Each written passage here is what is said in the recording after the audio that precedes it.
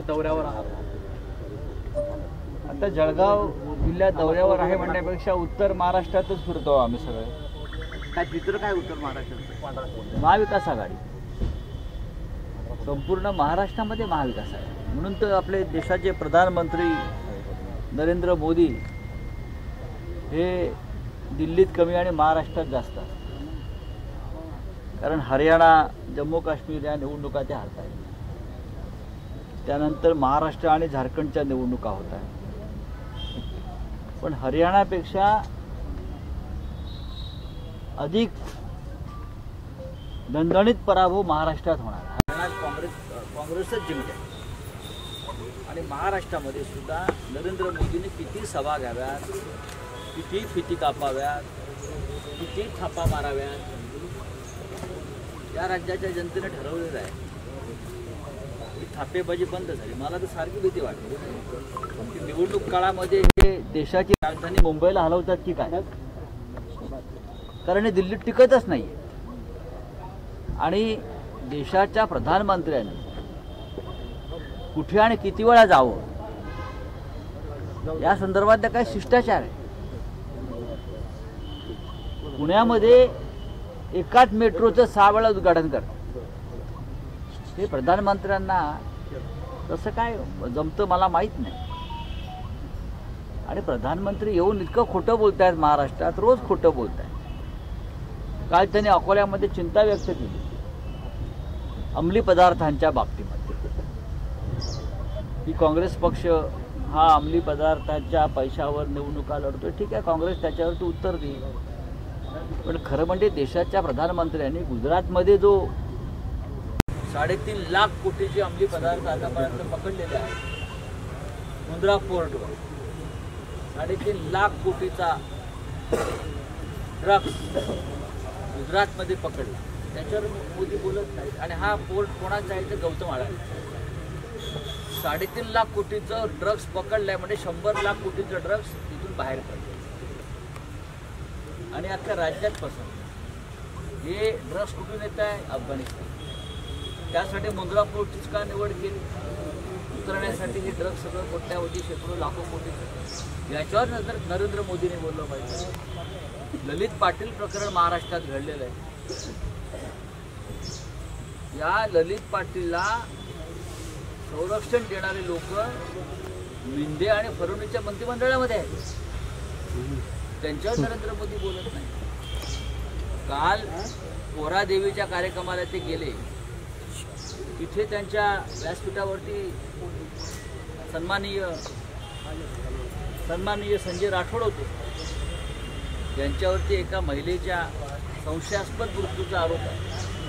हत्या आत्महत्या त्याचा तपास कुणाचं बाकी आहे. त्या महिलेच्या घरात सुद्धा जेव्हा मृत्यूनंतर नशेचे पदार्थ सापडले होते आणि तिथे जाणं येणं या मंत्र्यांचं होतं. हे तुम्हाला अंमली पदार्थाची एवढी चिंता आहे, पण तुमच्या पायाशी कोण बसलाय?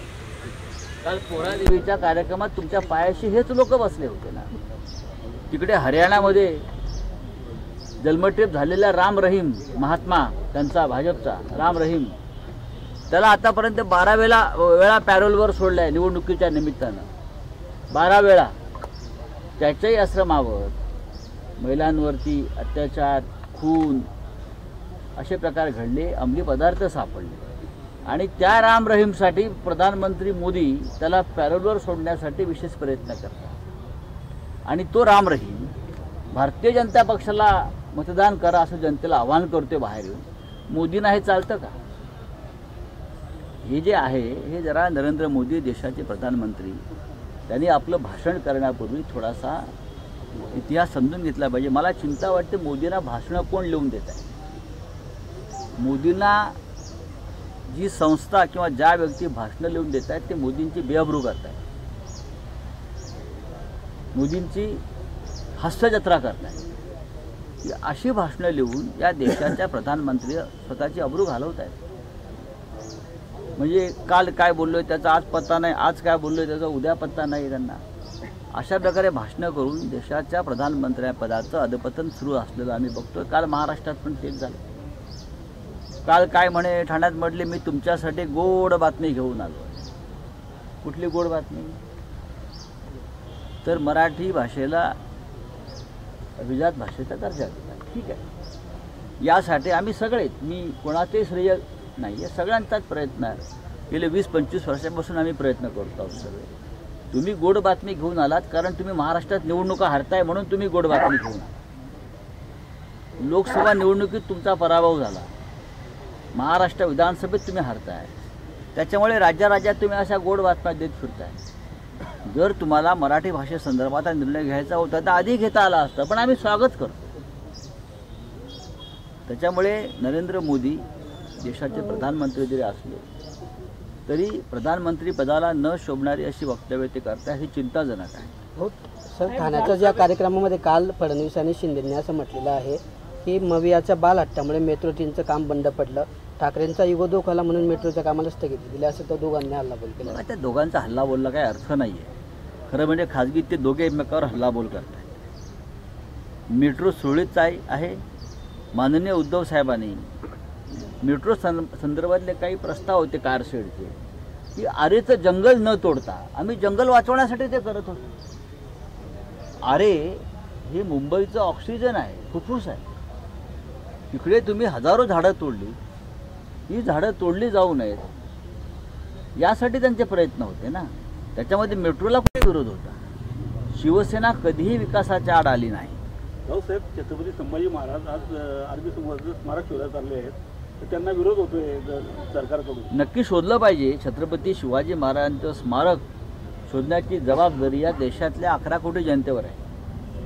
आणि नरेंद्र मोदींच्या हस्ते त्या समुद्रातल्या स्मारकाचं पूजन झालं होतं. भारतीय जनता पक्षानं फार मोठा गाजावाजा केला होता की जगातलं सगळ्यात मोठं स्मारक आम्ही करू वगैरे. पण जर आमचे संभाजीराजे छत्रपतीचे स्मारक शोधायला जात असतील तर आमचा त्यांना पाठिंबा. सर, पण त्यांना विरोध झालेला आहे. ते असं म्हणतात आता की दुर्बिणीतून आम्हाला बघावं लागेल आता की कुठे. त्यांना विरोध का व्हावा? छत्रपतींचे वंशज आहेत ते. संभाजीराजांना विरोध करण्याचं कारण नाही. खरं म्हणजे त्यांच्याबरोबर उदयनराजे भोसलेंनी जायला पाहिजे. जे इथे शिवरायांचे वंशज या राज्यात आणि राज्याबाहेर आहेत त्या सगळ्यांनी यावं. आम्ही त्यांच्या पाठीमागे जाऊ. साहेब, जागा वाटपाचं सध्या उत्सुकता आहे, मग आपलं महाविकास आघाडीची गाडी कुठे आहे? महाविकास आघाडीची गाडी स्टेशनला पोहोचलेली आहे व्यवस्थित. कधीपर्यंत गाडी व्यवस्थित आहे. साहेब, जळगाव जिल्ह्यातली जागा वाटपासंदर्भात उत्सुकता आहे. तुमचे विरोधक गुलाबराव पाटील टीका करतात की उमेदवार आयात करण्याची वेळ ठाकरे गटावर येणार आहे. असं आहे की गुलाबराव पाटील जे इकडले आमदार आहेत, मंत्री आहेत, त्यांनी त्याची चिंता करू नये. पण तुमचा पराभव निश्चित आहे की त्यांनी फक्त याची चिंता करावी. गुलाबराव पाटील हे पुन्हा विधानसभेत जाणार नाहीत.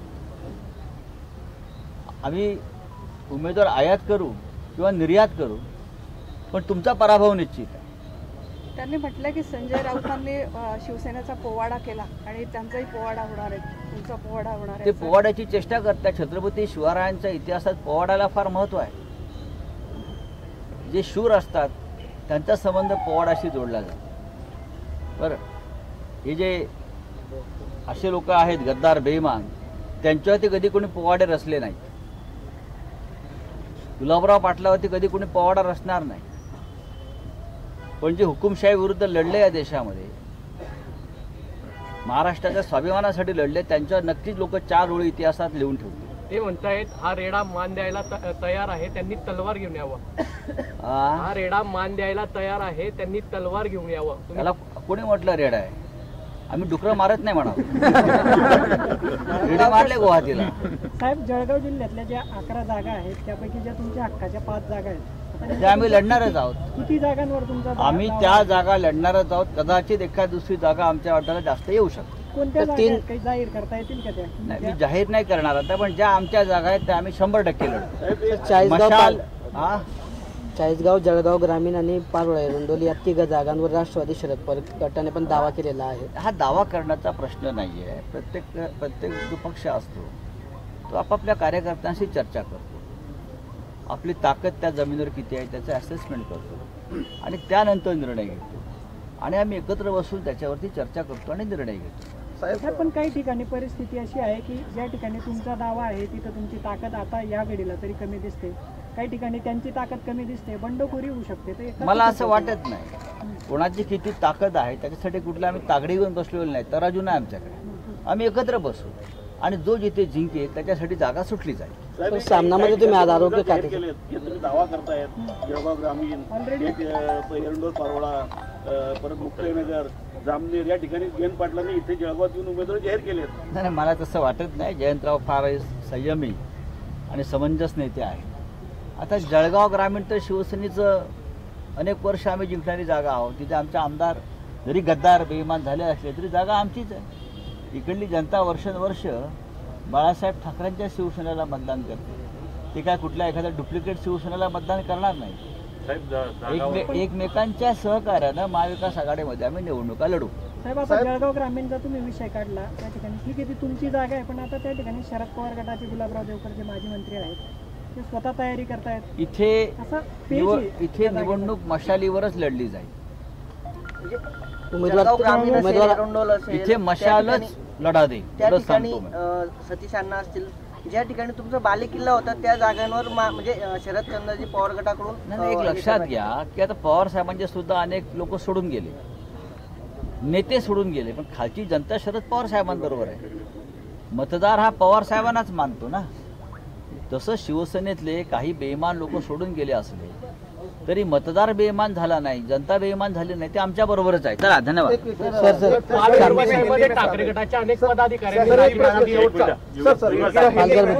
जळगावमध्ये महायुतीची मंत्री आहेत, आमदार बहुतांश महायुतीची आहे. निवडणुका जवळ येत आहेत आणि मीडियाला मोठ्या प्रमाणात पाकिटं त्यांनी सुरू केलेली आहे, आमिषं दिली जात आहेत. तुम्ही एक संपादक आहात, तर तुम्ही काय बोलाल यावर? 2.5 वर्षामध्ये या महाराष्ट्राच्या राजकारणामध्ये खोके संस्कृती आणि पाकिट संस्कृती जास्त वाढली. आमदार खासदार पदाधिकाऱ्यांसाठी खोके आले. ही भाषा कधी या राज्यात आली नव्हती. आणि नरेंद्र मोदींनी या देशातला मीडिया विकत घेण्याची नवीन परंपरा सुरू केली. मीडिया, संपूर्ण मीडिया म्हणजे कंपन्या मीडियाच्या विकत घ्यायच्या, मालकांना विकत घ्यायचं. आणि मग हे खालचे लोक त्याच संस्कृतीला अनुसरून पत्रकारांना, जिल्हा प्रतिनिधींना, संपादकांना विकत घेण्याचा प्रयत्न करतात. पण महाराष्ट्राला पत्रकारितेची मोठी परंपरा आहे. आम्ही जेव्हा सांगतो हा महाराष्ट्र आहे, टिळक, आगरकर, चिपळूणकर, बाळशास्त्री जांभेकर, आचार्य यात्रे, बाळासाहेब ठाकरे अशी एक मोठी परंपरा आहे. आणि या राज्यातला पत्रकार या पाकिट संस्कृतीखाली दबला जाणार नाही अशी मला खात्री आहे. सर, महाविकास आघाडीचं सरकार येणार आहे, मुख्यमंत्री होणार आहे.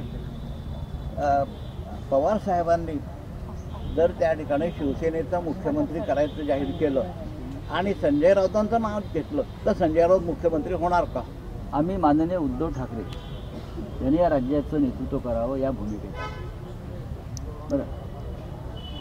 आणि आमच्या सगळ्यांचा संघर्ष त्यासाठीच आहे. ज्या पद्धतीनं नरेंद्र मोदी, अमित शहा यांनी महाराष्ट्रामध्ये गद्दारी घडवून बेईमानांच्या हातात सूत्र दिली आणि उद्धव साहेबांसारख्या एका सभ्य संयमी माणसाला मुख्यमंत्री पदावरून दूर केलं.